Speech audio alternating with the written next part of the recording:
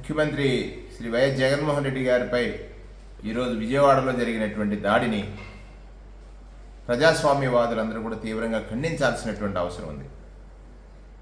ప్రజాస్వామ్యంలో ప్రజల కోసం పనిచేసేటువంటి పాలకుడి పైన దాడులు చేయించేటువంటి ఒక విష సంస్కృతికి ఈనాటి ప్రతిపక్షాలు పాల్పడుతున్నాయని, ప్రధానంగా ప్రతిపక్షాలను ఎందుకు కోట్ చేస్తున్నానంటే, ముఖ్యమంత్రి గారు ఏ జిల్లా పర్యటనకు వెళ్ళినా సెక్యూరిటీ చాలా అలర్ట్ అయ్యి ఆయన సెక్యూరిటీ కోసం పలు చర్యలు తీసుకునేవారు.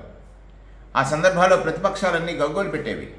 పరదాల ముఖ్యమంత్రి అని, ముఖ్యమంత్రి గారు వస్తుంటే షాపులు మోస్తున్నారని, ఇటువంటి పలు ఆరోపణలు చేసినటువంటి ప్రతిపక్షాలు ఈరోజు ప్రజాబాహుల్యంలో ప్రజలకు అభివాదం చేస్తున్నటువంటి ముఖ్యమంత్రి గారిపైన రాడిదాడి అంటే అది క్యాటర్పిల్లర్తో జరిగిందా, దేనిది ఇన్వెస్టిగేట్ చేయాల్సిన అవసరం ఉందా అనుమానం ఉంది.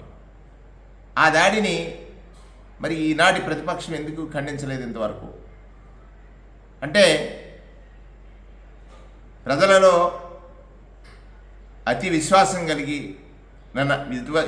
కలిగిన నాయకుడిగా, ప్రజల్లో అతి విశ్వాసం కలిగిన నాయకుడిగా జగన్మోహన్ రెడ్డి గారు ఉన్నారని, ఉదయం నుంచి ఇప్పటి వరకు సాగినటువంటి బస్సు యాత్రలో ప్రజలు ఒక సంద్రం మాదిరి, కెరటం మాదిరి ఆయన వెంట నడుస్తున్నారని చూసి వారవలేక కృష్ణా జిల్లాలో ఇవాళ